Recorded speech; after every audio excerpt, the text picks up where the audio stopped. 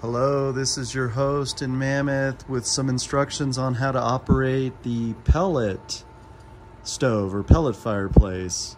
So here we have it going full force here. So to go ahead and start it, this is the control panel. You'll see a switch here, auto, off, and manual.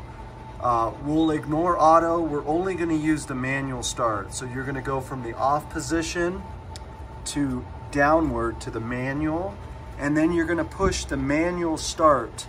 You just need to press it once and then adjust your fan and your heat output.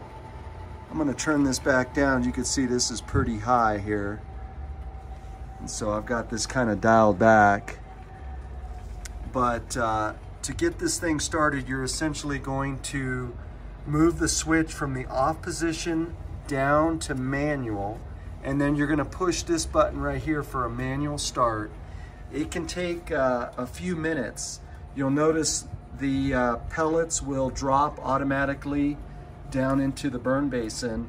It takes anywhere from 5 to 10 minutes to fully get started, and then you can just adjust the temperature down. I usually like to start it at least in the medium setting and then dial it back down. Both the fan and the heat output are two separate settings.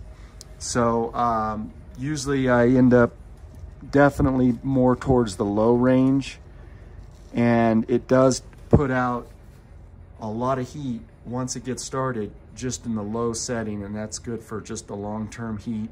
And when you know you're going to have it on for a couple of hours, we would ask that you turn it off when you go to bed and turn it off when the unit is unoccupied, and really just run it when there's people here to enjoy the heat. So definitely not something you leave on, and that's one of the reasons why we don't use the auto setting.